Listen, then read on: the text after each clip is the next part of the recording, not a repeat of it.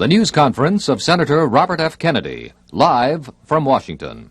First from New York, CBS News correspondent Roger Mudd. Good morning. We are broadcasting this morning the announcement of Democratic Senator Robert F. Kennedy of New York that he will be a candidate for the presidency. You can't find but 1 in 1,000 who believes he will not make that announcement. The senator is doing so in the face of almost solid opposition from the Democratic Party professionals and the state chairman of the Democratic Party in this country. Only 3 state chairmen, New York, Oregon, and Tennessee, have come out in favor of Mr. Kennedy's candidacy. He's also making the announcement in the opposition of thousands of young Democrats who claim that Kennedy has become an opportunist trying to cash in on the courage of Eugene McCarthy, who was the successful candidate in the New Hampshire primary, at least successful in terms of indicating the great feeling that exists in the country against Lyndon Johnson. The senator will be entering, along with some members of his family, the Senate's ornate caucus room on Capitol Hill, already crowded with as many reporters as there are in Washington, which appears to be now over 300 or 400. This is the scene of John Kennedy's presidential announcement on January 12, 1960. It was the scene of Stuart Symington's announcement 8 years ago, and it was the scene of Senator McCarthy's announcement last November.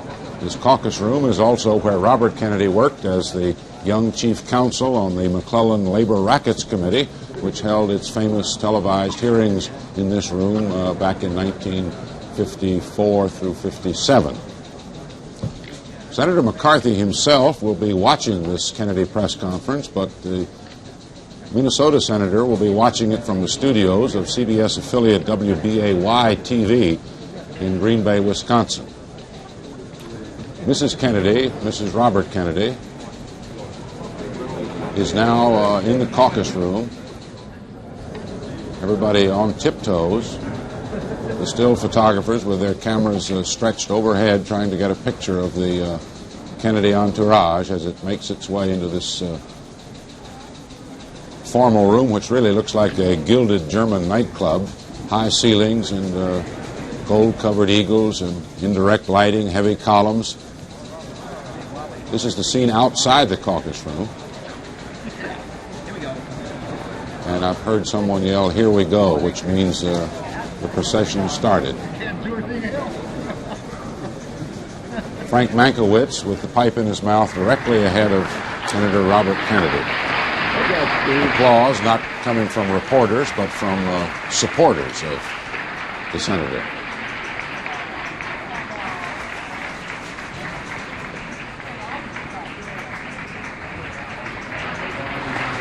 Senator Kennedy, after his announcement here, immediately comes to New York to take part in the St. Patrick's Day parade.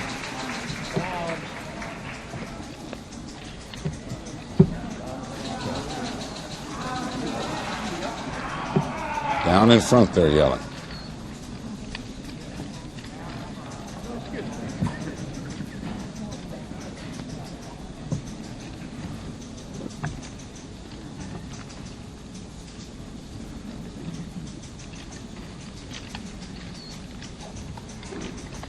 I am announcing today my candidacy for the presidency of the United States.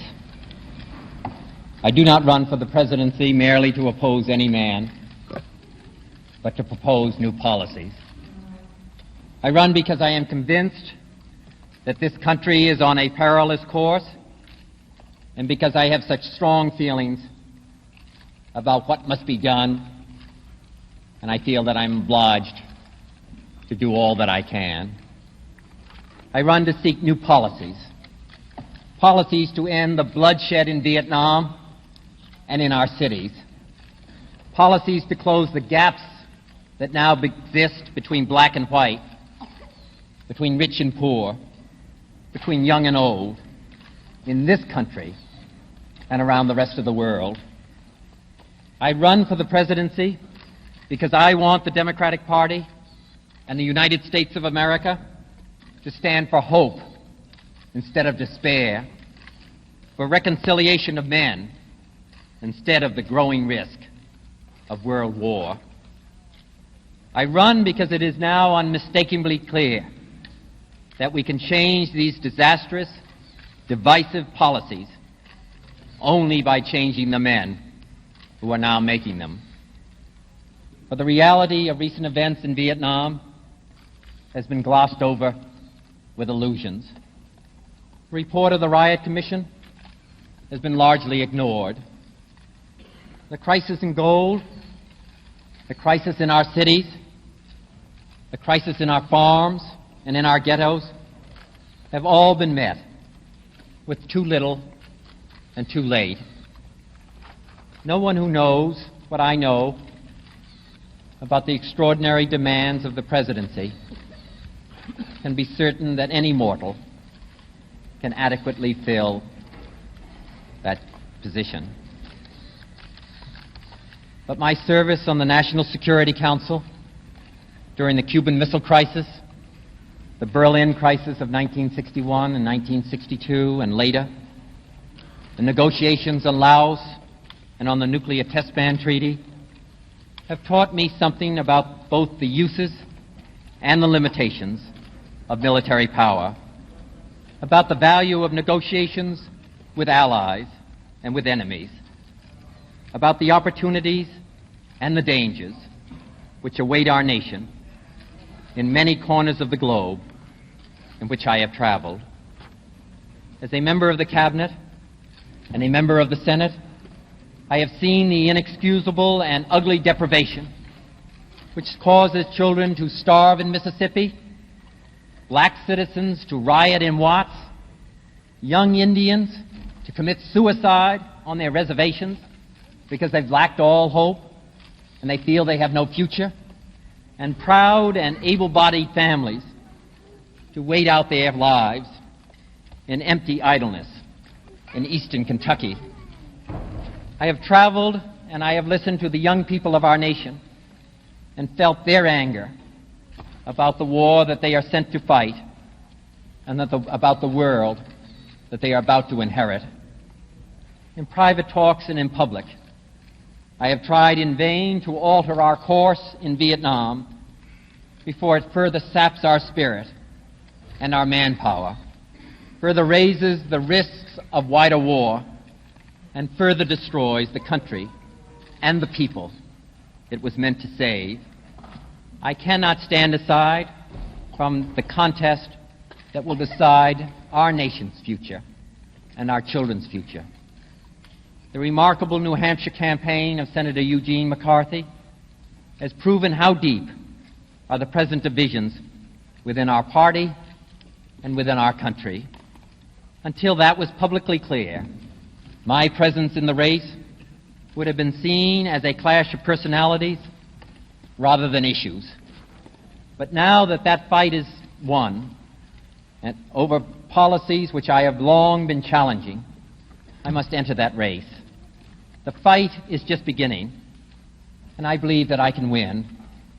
I have previously communicated this decision to President Johnson, and late last night my brother Senator Edward Kennedy traveled to Wisconsin to communicate my decision to Senator McCarthy. I make clear through my brother to Senator McCarthy that my candidacy would not be in opposition to his, but in harmony.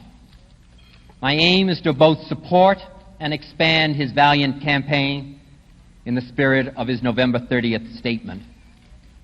Taking 1 month at a time, it is important now that he achieves the largest possible majorities next month in Wisconsin, in Pennsylvania, and in the Massachusetts primaries. I strongly support his effort in those states, and I urge all my friends to give him their help and their votes. Both of us will be encouraging like-minded delegates to the National Convention. But both of us want, above all else, an open Democratic convention in Chicago, free to choose a new course for our party and for our country.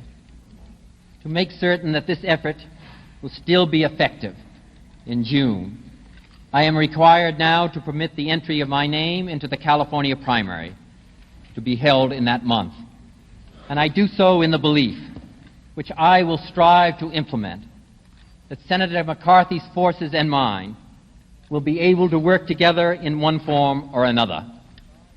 My desire is not to divide the strength of those forces seeking a change, but rather to increase it. Under the laws of Oregon and Nebraska, this decision requires the Secretary of State in each of these states to place my name on the ballot. But in no state will my effort be directed against Senator McCarthy. Both of us are campaigning to give our forces and our party an opportunity to select the strongest possible standard-bearer for the November election, to ensure that my candidacy must be tested beginning now, 5 months before the convention, and not after the primaries are over. I think that is the least that I can do to meet my responsibilities to the Democratic Party and to the people of the United States. Finally, my decision reflects no personal animosity or disrespect toward President Johnson. He served President Kennedy with the utmost loyalty, and was extremely kind to me and members of my family in the difficult months which followed the events of November of 1963. I have often commended his efforts in health, in education, and in many other areas, and I have the deepest sympathy for the burden that he carries today. But the issue is not personal. It is our profound differences over where we are heading and what we want to accomplish. I do not lightly dismiss the dangers and the difficulties of challenging an incumbent president. But these are not ordinary times, and this is not an ordinary election. At stake is not simply the leadership of our party and even our country. It is our right to the moral leadership of this planet. I thank you.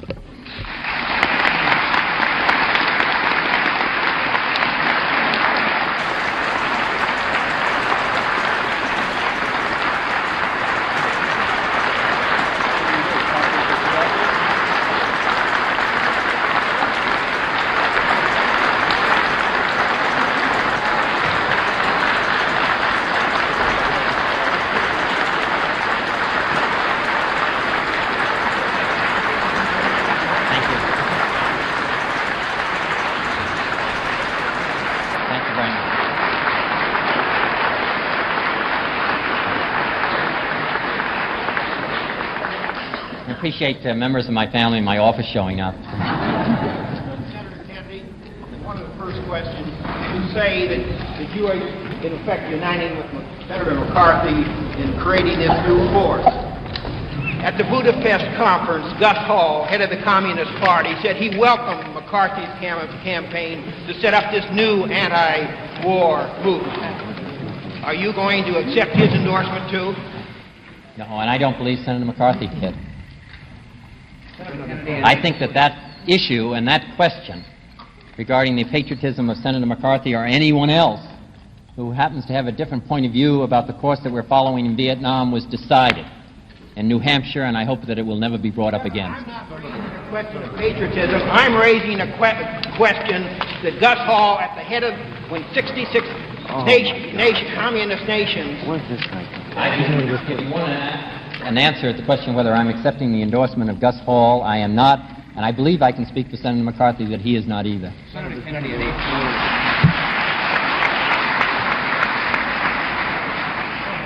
have been speculations, Senator, that this is opportunism on your part. But McCarthy had the courage to go into New Hampshire while you hesitated. Now that you're after his glory, would you address yourself to... Well, first, as I said, I don't believe that I could... and hear the question. You mean I have to repeat that? A lot of nasty things involved.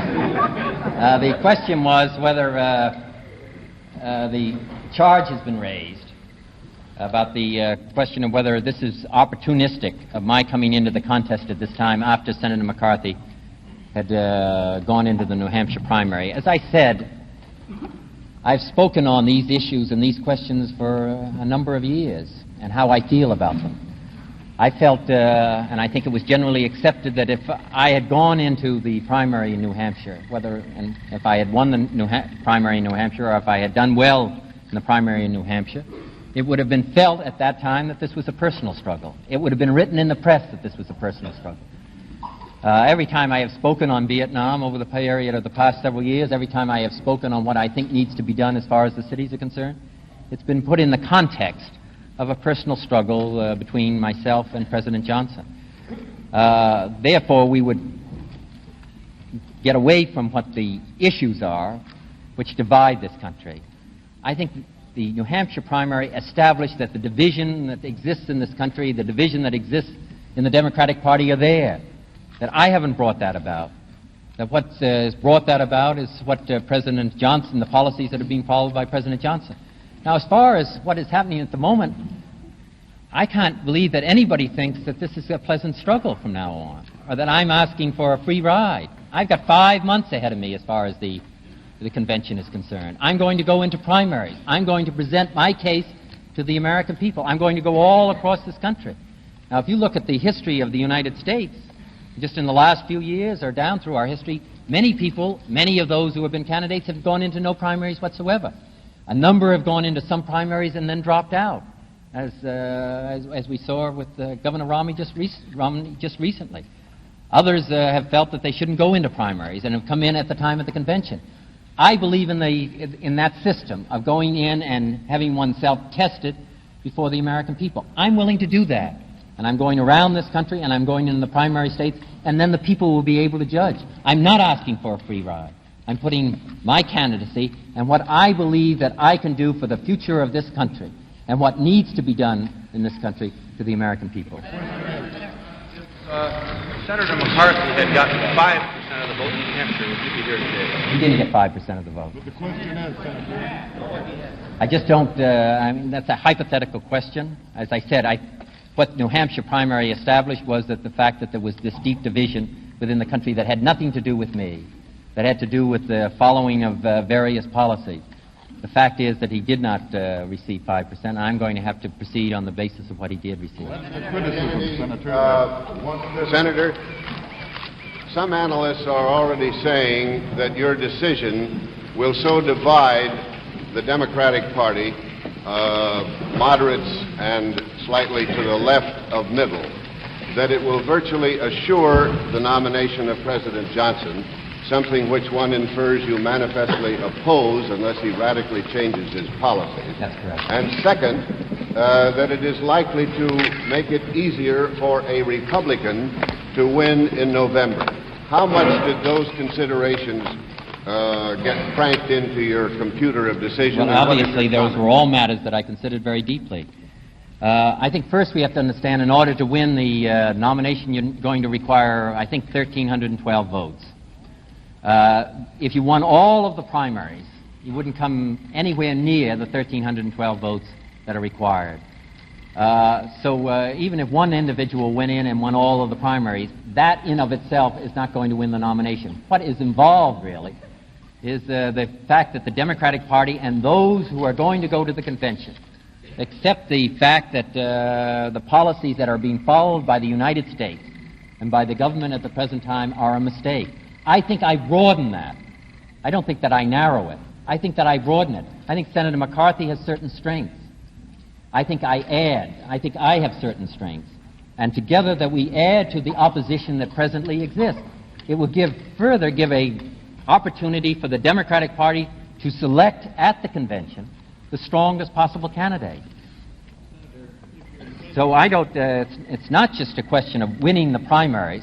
I don't think that in New Hampshire, the significance of New Hampshire was the fact that Senator McCarthy won 22 of the 24 delegates, or 26 delegates.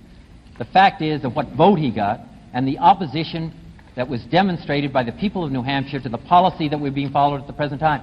I think I add to that. I think I add to that by going into the primary myself. Senator, you indicate here that you will drastically change our policy on Vietnam.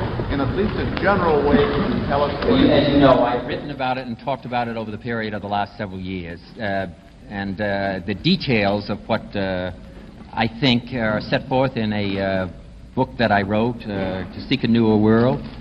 The details of how I think that we could arrive at a solution to the problem of Vietnam, but basically I'm in favor of de-escalating the struggle there.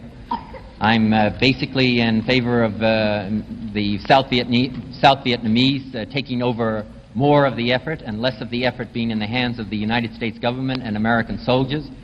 I'm in favor of our making it quite clear to the South Vietnamese that the corruption should end, that they have to have a general mobilization, and that they have to draft 18-year-olds and 19-year-olds.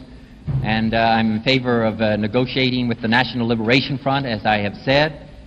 And I think that we have to make it clear that the National Liberation Front is going to play a role in the future political process of South Vietnam.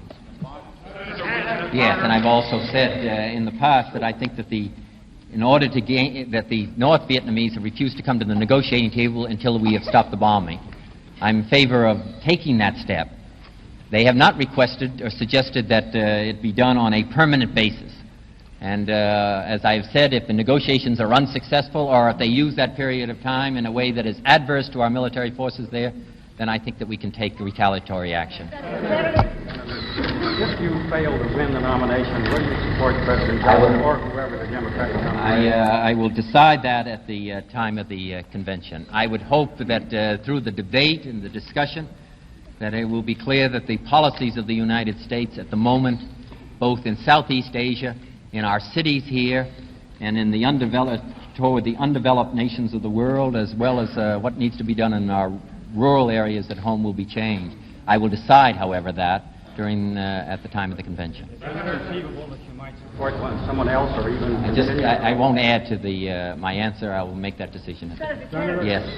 Do you think that the gold crisis today is tied to our policy on Vietnam? Yes, I do. I don't think that you can escape that. The fact is that we're spending $30 billion a year in Vietnam. Several billions of dollars are in the form of an outflow that cannot be stopped. If the war secondly, the gold crisis is basically a lack of confidence in the United States and the policies that are being followed by the United States at the moment. So there's no question that the gold crisis that we're facing is intimately and irrevocably tied to what is going on in South Vietnam. Senator, will you go into Wisconsin and other states to campaign for Senator McCarthy? Yes, I shall. Clark, I wait for Clark, and then I'll come back to you. Excuse me? If negotiations begin, will you withdraw? I do not plan to. I think that it's not only a question of negotiations, it's a question of what our position is at the time of negotiation. I think, as I have said before, that the message that was sent to Ho Chi Minh in February of 1967, which was the basis of our negotiations, was a mistake. So I think that it's a question of what our negotiating position is and what is being accomplished at that period of time and what the conditions and situations are in the country. I think it's also terribly important what we're doing here in the United States and what is happening in our cities, what is happening in the relationship to people, one to another, age groups, the division that exists in age groups, the division that exists in the races, and the divisions that exist on the war in Vietnam. Mr. Molinoff. What was your response that you got back from President Johnson when you sent word to him? Was there any?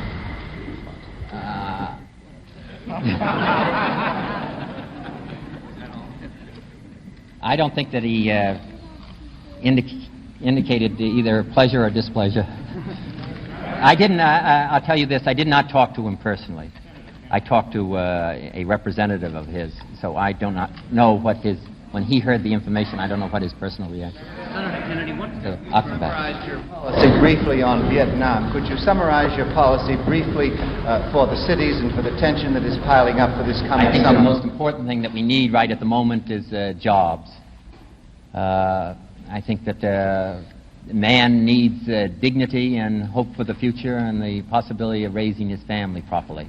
And I think that what we need at the moment to head off the crisis is jobs for our men in the ghettos, but also jobs for the men in the Delta, jobs for the men in eastern Kentucky, jobs for the men and the Indians that live on the reservations where the unemployment rate is 80%. I don't think it's just a question of providing jobs in the cities, because people are flowing from the rural areas of the United States into the cities because they can't find employment there. So I think they're intimately and personally connected. So I think that jobs is the most important. After that, I think problems of education. Our young men and women are not being educated properly in our schools, in the ghetto schools. Only 3 out of 10 graduate from high school, and those who graduate from high school only have a 50-50 chance of the equivalent of an 8th grade education.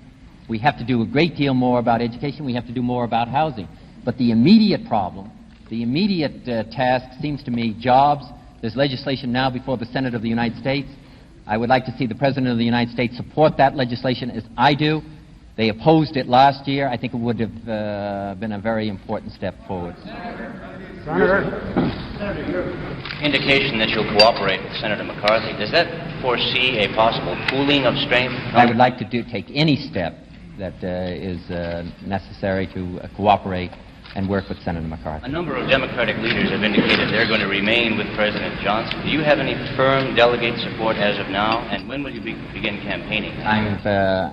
I'm going to present my cause and what I believe has to be done for the country as soon as possible.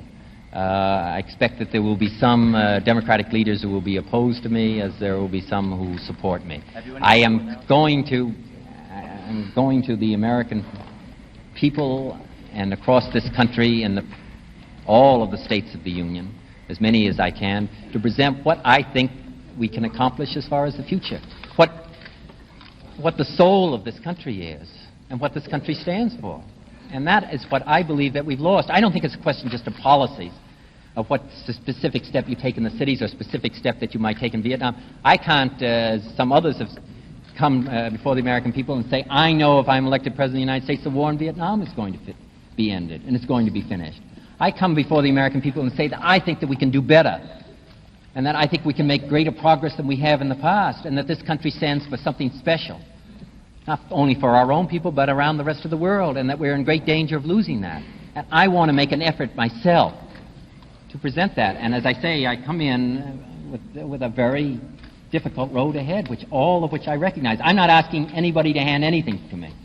I'm not asking anybody to give anything to me. I'm going to go to the people, and I'm going to make an effort.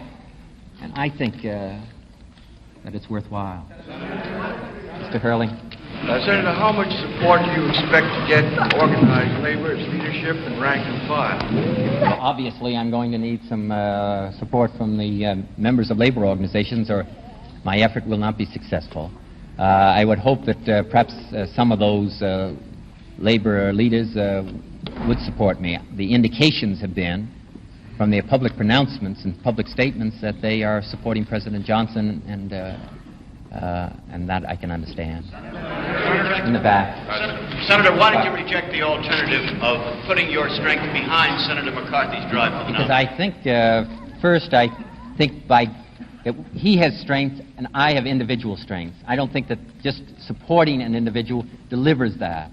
But I think, first, going across the country and that I have strengths that I can contribute in opposition to what we are doing at the moment. And secondly, which I think is terribly important, giving some alternative policies for the United States to follow as far as the future. I don't think that this is a question of just opposition. And I know that Senator McCarthy has some suggestions as to what we should do, but I also have some ideas.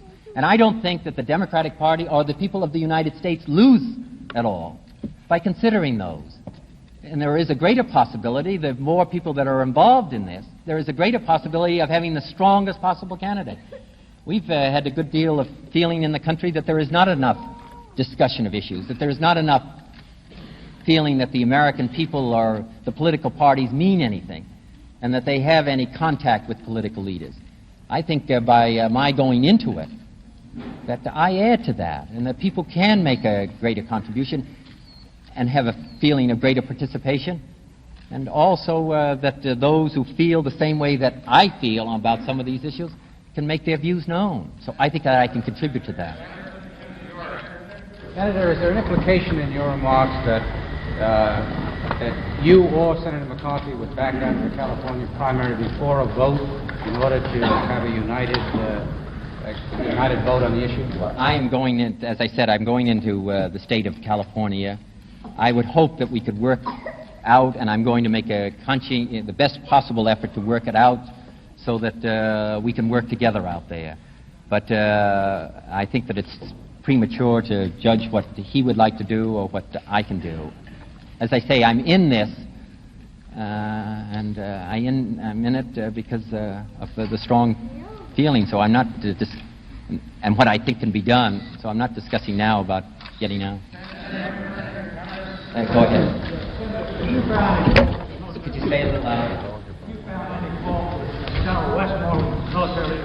I'd rather not talk about it on the basis of personalities. I have some grave reservations about the policies and programs that are being followed at the moment. Do you feel you could work toward your goals as a vice presidential candidate on a Johnson ticket? No, and my feeling is that President Johnson wouldn't feel that he could work toward his with me. I don't like...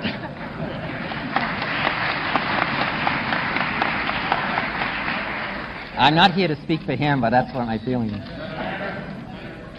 Any understanding with Senator McCarthy on how you could campaign, as you put it, in harmony? No, I told him through Senator Edward Kennedy what my feelings were, as I've said here today. Well, how can you campaign in harmony when you're both trying for the nomination? Because I think that it's important that he win in the primaries in Wisconsin, important that he wins well in Massachusetts and Pennsylvania, because I think that furthers the cause, the basic cause in which we both believe. As to what we should accomplish for the future, I think I can also contribute to that by campaigning around the country. Campaign for him in those 3 states? Well, I don't think that that's what we said. I said that we're going to try to work together, and I will make every effort to work together. As I also said, I'm entering my name in the California primary. Any agreement with Senator McCarthy? No. I'm placed in the primary now. Senator, will you stick it out to the end regardless of what happens in the primaries? Is there a possibility that you might withdraw? I plan to make this effort because I believe that I can win. And I plan to make this effort because I think that the policies and programs in which I believe can bring about some differences in the United States. I go into this effort with that idea and philosophy. Do you expect the weakest candidate to get out? In terms of your pledge to cooperate with Senator McCarthy as you both go ahead, if you find at any stage, say after California, that in your judgment you cannot win, would you throw your support to him rather than to the president? As I say, I'm in it to win, so I think that any of those questions are premature. I'll decide all of those matters as if a contingency arises. That's not the contingency that I plan on. Do you have any plans to campaign for delegates in the South? Yes. I'll do whatever I can in the South. I don't know that the support will be overwhelming, but I plan to go. I plan to talk about these matters. I don't think that they're matters that just affect the northern states. I think that they're matters that affect the whole of the United States.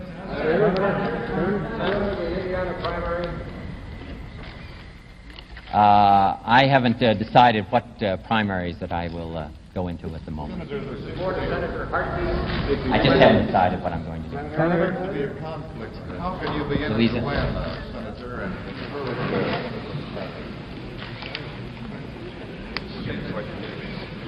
The question was, how can I be in it to win and in addition to support Senator McCarthy? I think that I have something to offer to the American people. I think at the moment that it's important that the policies that we're following at the moment be reversed. I think it's important that I'm not in these primaries. I cannot go into these primaries. I think that it's important that the people speak in these states that they are opposed to the course that we're following at the moment. And so that therefore, in that, we have a common effort. I also think that from a positive point of view, in other states where there are not primaries, where the vast majority of the delegates are selected from, as well as some states in which I'm still able to go into the primaries, that I will be able to present my own candidacy and what I feel. The primaries will be just a platform for your views while you... I think they're far more important than that. I think the primaries are very important, or very significant, to give an opportunity for the people to make some judgment themselves and to have their voices heard. But you'll be trying to get votes for yourself in Oregon. That's right. Senator McCarthy will be, and you'll be saying good things about him. It'll be kind of awkward for him. Well, I would hope that it would not. As I say, I think that we broaden the base of opposition to what we have at the moment. I think one of us going into one of those states does not have as broad a base of following as both of us going in.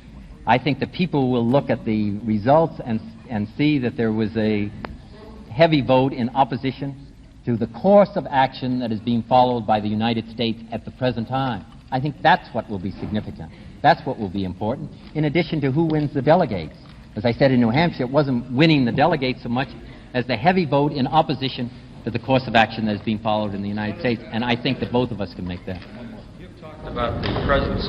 What concern or what consideration have you given the possibility that a divided party may lose a great many lower seats, governors, legislators? Well, I think that what New Hampshire established, and that which was my reservation about going into New Hampshire, that this would be just the fact that I had divided the party based on personality clash, with why I was willing to get involved at that time into New Hampshire, that it would be divided on the basis of personality clash, and that the party would be divided by me and by my effort. What has divided the party is not me, and not Senator McCarthy, but the policies that are being followed by the present administration. I would hope that before this is finished and before this is completed and before the convention is over, that we can unite the party and have the strongest possible candidate, with the candidates having presented their views across this country and in primaries, that we can have the strongest possible candidate to be selected at the Democratic National Convention. Roy?